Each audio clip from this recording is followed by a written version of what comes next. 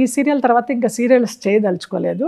Okay. ఇప్పుడు మీరు ఏదో కొత్త పాయింట్ చెప్పారు కాబట్టి డాన్స్ టీచర్ రోల్తో ఏమైనా సీరియల్ వస్తే తప్పకుండా చేస్తా. తప్పకుండా అందరూ డైరెక్టర్స్ అందరూ కూడా నెక్స్ట్ జయమ్మ గారు డాన్స్ టీచర్ రోల్లో వస్తారు. ఓకే, ఒక చిన్న వికీ లీక్ అనమాట. సో డాన్సర్ ఉన్నారు కాబట్టి 100%. So you can use that. So Jayamma గారు, ఒక క్విక్ ర్యాపిడ్ ఫైర్ రౌండ్ మీకు. సో ఇది డైరెక్టర్ వెంకట్ గారు కావచ్చు, శ్రీరామ్ గారు కావచ్చు, లేకపోతే ఇంకా మీ టెక్నీషియన్స్ కావచ్చు, దాని తర్వాత ఫ్యాన్స్ అందరూ కూడా కావచ్చు. అందరూ మిమ్మల్ని అడిగిన క్వశ్చన్స్. భరతనాట్యంకు మీకు ఉన్న అనుబంధం విడదీయలేనిది. అలాంటప్పుడు దాన్ని వదిలి ఫిలిమ్స్లోకి ఎలా రావాలనిపించింది మీకు? First question. చాంతాడంత అవుతుంది ఇప్పుడు ఆన్సర్ చెప్పాలంటే. నా పాత ఇంటర్వ్యూస్ అన్ని చూస్తే తెలుస్తాయండి, కానీ కట్టే కొట్టే తెచ్చేలాగా చెప్తాను. నేను కూచిపూడి డాన్సరు, భరతనాట్యం కూడా నేర్చుకున్నాను, బట్ మెయిన్ కూచిపూడి డాన్సరు. నేను మా అక్క చల్లా సిస్టర్స్ అంటారు. నేను డిగ్రీ చేస్తూ ఈ కూచిపూడి డాన్స్ చేస్తూ ప్రోగ్రామ్స్ ఇస్తూ ఉండగా మా నాన్నగారికి నన్ను ఆర్టిస్ట్ని చేయాలని ఆశ. మంచి కలర్ ఉంది, మంచి హైట్ ఉంది, అమ్మాయిని హీరోయిన్ చేయాలని. ఆయనకి సర్కిల్ అంతా సినిమా సర్కిల్. రాజబాబు గారు, జగ్గయ్య గారు, సావిత్రమ్మ, వీళ్ళందరూ. మేము సెలవులకి చెన్నై వెళ్ళి వెంపటి సత్యం గారి దగ్గర కూచిపూడి నేర్చుకునే వాళ్ళం. సో అలాగా ఆ సినిమా వాతావరణానికి నాన్న బాగా అట్రాక్ట్ అయ్యి, నేను డిగ్రీ ఫినిష్ చేసి ఆంధ్ర నాట్యం నేర్చుకోవడానికి హైదరాబాద్ వచ్చినప్పుడు నటరాజ రామకృష్ణ గారి దగ్గర ఒక ఫైన్ డే వచ్చేసి, పద నీకు హీరోయిన్ ఛాన్స్ వచ్చింది, నా ఫ్రెండ్స్ మూవీ చేస్తున్నారు, అందులో డాన్సర్ కావాలట, హీరోయిన్కి డాన్స్ వచ్చి ఉండాలట అని. నేను రాను, సస్యమరా రానన్నాను. నేను ఉంటే డాన్సర్గా ఉండిపోతాను, లేకపోతే ఒక మంచి అబ్బాయిని పెళ్లి చేసుకుని నేను హౌస్ వైఫ్గా ఉండిపోతాను, అలా అనేది నా కోరిక. కానీ మెయిన్ ఇంపార్టెన్స్ డాన్స్కే. నా 5వ సంవత్సరం నుంచి నేను డాన్స్ చేస్తున్నాను. ఇంకా నా నరనరంలోనూ ఆ డాన్స్ ఆ శివుడి అనుగ్రహంతో అలాగ ఉండిపోయింది. లేదు, ఈ ఒక్క సినిమా చూడు, నువ్వు నచ్చకపోతే మళ్ళీ నువ్వు బ్యాక్, నీకేమనుకున్నావో దానికి వచ్చేద్దు. వన్స్ ఈ సినిమా రంగంలోకి ప్రవేశించిన తర్వాత ఇంకా వెనక అడుగు వేయడం అనేది ఉండదు. మీరు అన్నట్టు లైఫ్ ఎలాగ తీసుకెళ్తే అలా తీసుకెళ్ళడమే, ఏ క్యారెక్టర్ వస్తే ఆ క్యారెక్టర్ చేయడమే. అలా నా సినిమా రంగ ప్రవేశం జరిగింది. Super ma'am. Next, K Viswanath గారి ఇంటి నుండి మీకు సంబంధం వచ్చినట్టే వచ్చిపోయిందట. ఈ విషయంలో మీరేమంటారు, తెలుసుకోవచ్చా? నిజంగానే విశ్వనాథ్ గారి మేనల్లుడు. ఓకే. 10th క్లాస్ ఫెయిల్ అయి ఉన్నాను నేను గుంటూరులో. అప్పుడు వచ్చింది సంబంధం. సుబ్రహ్మణ్యం గారని, ఆయన మెడికల్ రిప్రజెంటేటివ్గా చేస్తున్నారు. సుబ్రహ్మణ్యం గారు బాగున్నారా? ఇక్కడ ఉన్నారు, మెడికల్ రిప్రజెంటేటివ్. సో నాన్నకి నాకు పెళ్లి చేయడం ఇష్టం లేదు. నేను ఎన్ని డాన్స్ ప్రోగ్రామ్స్ ఇచ్చేటప్పుడు ప్రోగ్రామ్ అంతా అయిపోయిన తర్వాత IAS ఆఫీసర్స్, IPS ఆఫీసర్స్, పెద్ద పెద్ద వాళ్ళందరూ వచ్చి మీ అమ్మాయిని మా ఫ్యామిలీకి ఇవ్వండి, మేము చేసుకుంటామని అడిగినప్పుడు హార్ట్ టు మా అమ్మాయికి పెళ్లి చేయను, మా అమ్మాయిని ఒక పెద్ద డాన్సర్ లేకపోతే పెద్ద హీరోయిన్ చేయాలి అంతే అనేసి ఆయన ఎన్నో సంబంధాలు తిప్పికొట్టారు. ఆయన ఈ సంబంధం ఇంకా అందరూ ఒప్పుకొని, ఆయన కాన్బట్ పొజిషన్లో ఒప్పుకున్నట్టు ఒప్పుకొని నిశ్చితార్థం రోజున ఆయన రాకుండా ఎక్కడికో వెళ్ళిపోయారు, ఎస్కేప్ అయ్యారు.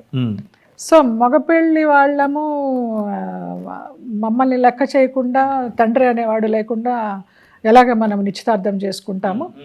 సో ఆడపిల్లి వాళ్ళకి ఎంత ఉంటే మగవాళ్ళ మాకెంత ఉండాలి అనేసి మా ఇద్దరికి ఇష్టమైనా కూడా అది బలవంతంగా అట్లా విడగొట్టడం జరిగింది అనమాట. అలా ఆ సంబంధం తప్పిపోయింది. Okay, many unknown facts. Good. Bharat అని నేను సినిమాలో మీకు ఎలాంటి కంబ్యాక్ వచ్చిందని మీరు అనుకుంటున్నారు? మన ఈ సందర్భంగా TNR గురించి మాట్లాడాలి. ఓకే. కొరటాల శివగారిని ఇంటర్వ్యూ చేస్తూ TNR గారు, వ్యాంపు వేషాలు వేసిన జయలలితకి ఇట్లాంటి ఒక డీసెంట్ ఒక స్పీకర్ క్యారెక్టర్ ఇవ్వాలని మీకు ఎలా అనిపించింది?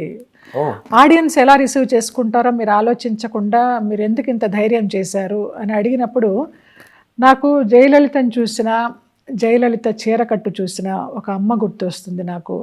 చాలా కొరటాల శివ గారు.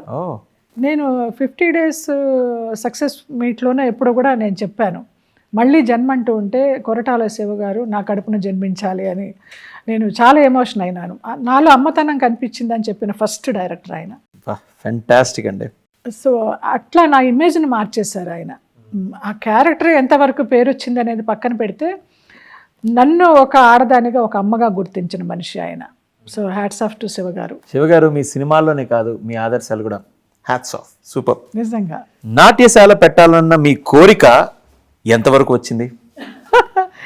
నాట్యశాల పెట్టాలని ఎప్పటి నుంచో కోరిక ఉంది. కాకపోతే నేను చేసిన క్యారెక్టర్స్ వల్ల, వ్యాంప్ క్యారెక్టర్స్ వల్ల, కొన్ని ఐటమ్ సాంగ్స్ వల్ల నేను డాన్స్ స్కూల్ పెడితే ఎంతవరకు సక్సెస్ అవుతాను, పేరెంట్స్ ఎంతవరకు నన్ను నమ్మి పంపిస్తారు, వాళ్ళ పిల్లలకి క్లాసికల్ నేర్పించడంలో ఈవిడ ఎంతవరకు రాణించగలదు, అలా అని ఏమైనా డౌట్ పడి నేను స్కూల్ పెట్టిన తర్వాత స్టూడెంట్స్ ఎవరు లేకపోతే అదొక నవ్వుల పాలైపోతుంది చాలా క్వశ్చన్స్ అనేసి నాకు నేనే క్వశ్చన్ ఆన్సర్ అన్నీ వేసుకుంటూ చూద్దాం అని అలా దాటేశాను. అలాగా కానీ ఎప్పుడో ఒక రోజు జయలలిత గారు జయమ్మ గారి ఒక నాట్యశాల వస్తుందన్నమాట. Thank you.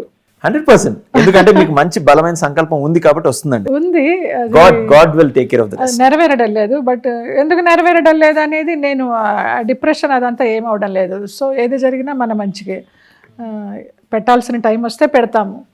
అలా మొన్న ఈ పాండమిక్ టైంలో నేను కాలనీలో పిల్లలకి హౌస్ వైఫ్స్ వాళ్ళందరూ కూడా వచ్చి నేర్చుకున్నారు నా దగ్గర. వావ్, ఈ వీడియో ఒకవేళ నిజంగా వైరల్ అయి ఉంటే ఈ పార్టీకి నిజంగా ఒక డాన్స్ స్కూల్ ఓపెన్ అయిపోయేది. చక్కగా అందరికి నేర్పించాను. I think we missed it. ఆ వీడియో ఉంటే దయచేసి వాళ్ళ తల్లులు అందరూ వచ్చి నేర్చుకున్నారు. దయచేసి షేర్ చేయండి ఆన్లైన్ ఒకవేళ ఉంటే, ఎందుకంటే I think sure world needs to know. తప్పకుండా. మనకు ఒక మంజు భార్గవి గారు వీళ్ళందరూ తెలుసు, కానీ జయలలిత గారు ఐ మీన్ ఈ యాంగిల్ మాకందరికి ఎలా ఉందంటే ఇంత మిస్ అయ్యామా. I think you have to come back with నాకు మయూరి చేయాల్సిందండి. మయూరి నెక్స్ట్ డే నేను షూట్ చేయాలి. బిఫోర్ డే అమ్మాయి సుధా దొరికింది వాళ్ళకి ఒరిజినల్ క్యారెక్టర్.